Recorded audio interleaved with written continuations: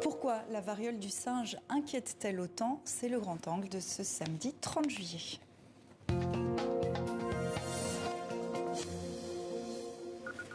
La variole du singe aurait fait 3 premiers morts hors d'Afrique, en Europe, épicentre de la pandémie, et au Brésil.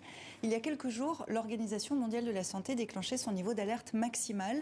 La variole du singe comptabilise à ce jour près de 20 000 cas à travers le monde, principalement des hommes ayant des relations homosexuelles. Alors pourquoi la variole du singe inquiète-t-elle autant? C'est notre grand angle. Avec vous, Sarah Roboulet, bonsoir. Bonsoir. Vous êtes secrétaire générale d'ACT UP Paris, association militante de lutte contre le sida issue de la communauté homosexuelle. Soyez la bienvenue. Et avec nous également, en direct de Montréal, Nima Machouf, épidémiologiste spécialisée en santé internationale et maladies infectieuses. Bonsoir à vous aussi. Nima Machouf, bonsoir. On peut dire tout d'abord que la mortalité liée à la variole du singe est très basse. Pour l'instant, elle est très basse, heureusement, mais normalement, la variole simienne est demeurée endémique en Afrique. Et à chaque année, il y avait à peu près 1000 personnes qui s'infectaient. Bon an, mal an, 1000 personnes s'infectaient. Et le taux de mortalité était beaucoup plus que ce qu'on voit actuellement. Alors, est-ce que c'est une variation de ce même virus ou quoi, on ne le sait pas encore. Mais avant, le taux de mortalité était de 5 à 10%. Donc, maintenant, avec proche de 20 000 cas, juste 3 décès, c'est quand même une bonne nouvelle. Mais l'OMS, il faut faire vraiment attention. Voilà, et l'OMS disait aujourd'hui qu'il fallait s'attendre à plus de morts encore en Europe. On va écouter un témoignage. Kyle Plank est new-yorkais. Il est aujourd'hui guéri. Il se rappelle du moment où il a suspecté la variole du singe. Mes tests Covid étaient négatifs et j'ai dit à mon médecin que je craignais que ce soit les débuts de la variole du singe. Il m'a dit d'attendre et de voir, car beaucoup de choses peuvent provoquer des symptômes semblables à ceux de la grippe. Mais après 3 ou 4 jours de fièvre et autres symptômes de ce genre, j'ai fini par avoir des boutons. Ils ont commencé à apparaître sur mes bras et mes mains. Et en l'espace d'une journée, ils se sont répandus sur tout mon corps. J'ai donc eu environ 30 lésions qui se sont développées à ce moment-là. J'avais des lésions internes, pas seulement sur ma peau, mais aussi sur mes muqueuses, sur tout mon corps en gros. Et c'était celle-là qui était très douloureuse. Avant que je ne commence à prendre des médicaments et que je puisse obtenir des analgésiques de mes médecins, la douleur était si intense que je devais prendre des bains chauds 6 à 7 fois par jour, simplement parce que c'était la seule chose qui me faisait me sentir mieux. La douleur m'empêchait de dormir, ce qui était vraiment dur. J'essayais de me reposer parce que j'étais malade, mais la douleur m'empêchait de dormir. Alors, le malade est contagieux jusqu'à cicatrisation complète des éruptions cutanées. Ça nécessite une période d'isolement longue de 3 semaines.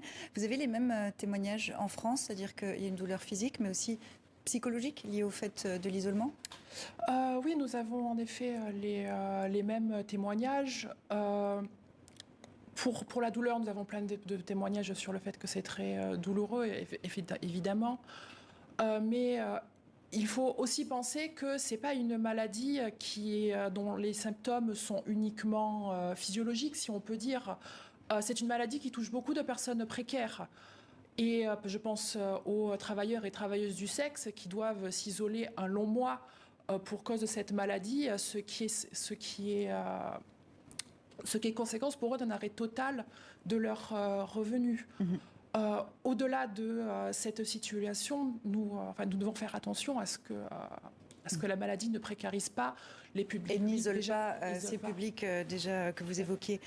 Près de 20 000 cas à l'échelle planétaire selon l'ONU, c'est peu de malades si on compare par exemple au Covid-19. Nima Machouf, pourquoi ce niveau d'alerte maximum de l'OMS ? Probablement parce que déjà la maladie s'est répandue dans beaucoup de pays. Une maladie qui reste contrainte dans quelques pays, peut-être qu'elle a des conséquences moins graves au niveau international, mais maintenant la variole simienne est déjà rendue dans 72 pays. 20 000 cas, 72 pays, ça veut dire qu'elle s'est répandue beaucoup. Ce n'est pas une maladie qui se répand par aérosol, un peu comme la COVID. Donc le nombre de personnes infectées après 2 mois, après 3 mois depuis le début des premiers cas, est quand même beaucoup moins que la COVID.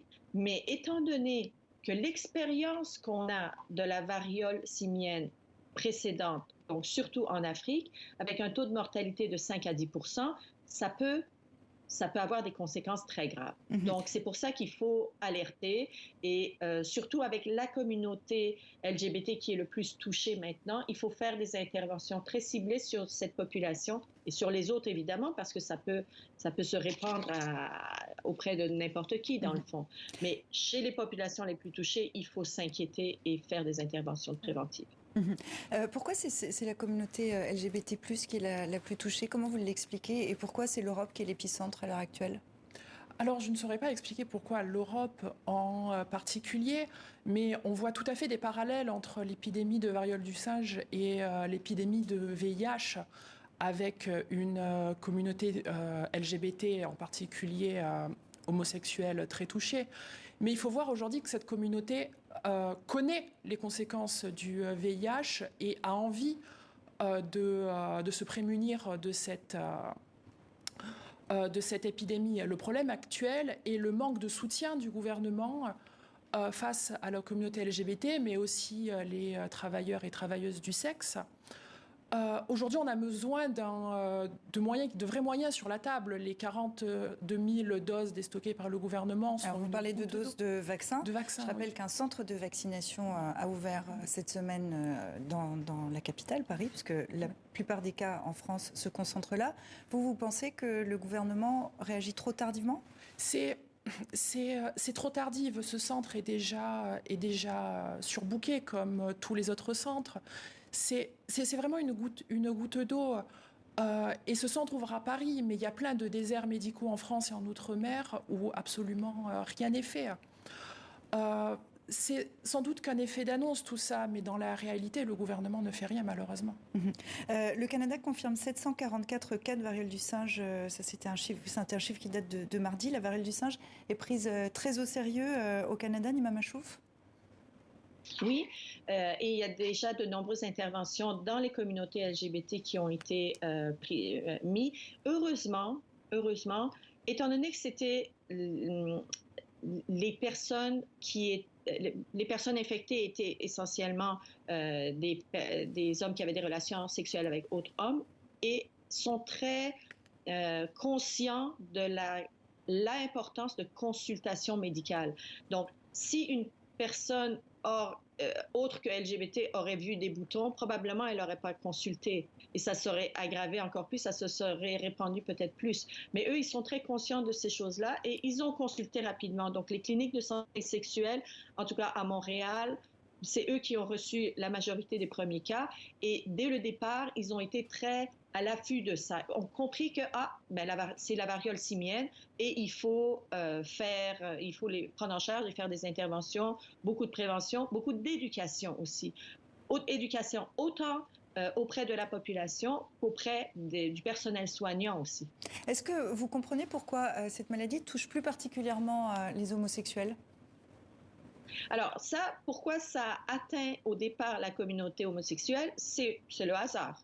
Ça aurait pu toucher d'autres communautés. Mais une fois que la communauté a été touchée, étant donné que la promiscuité sexuelle est quand même plus élevée dans la communauté LGBT que la communauté, les autres personnes ou les hétérosexuels, et souvent, si on regarde le tracé de l'évolution de la variole simienne, ça a souvent suivi des événements de grande envergure de la communauté LGBT, les parades de fierté.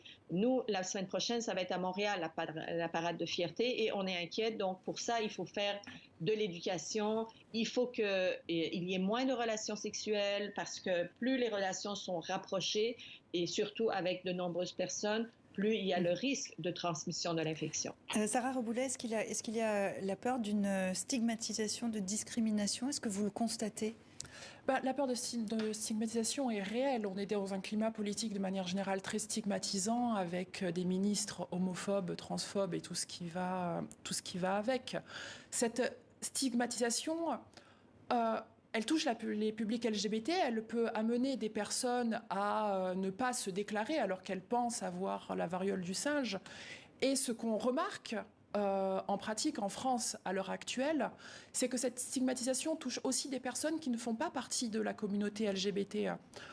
Le STRAS recense, le syndicat du travail sexuel, recense des cas de personnes, de clients, qui sont le plus souvent des pères de famille, qui ne savent pas que les éruptions cutanées qu'ils ont sont liées à la variole du singe.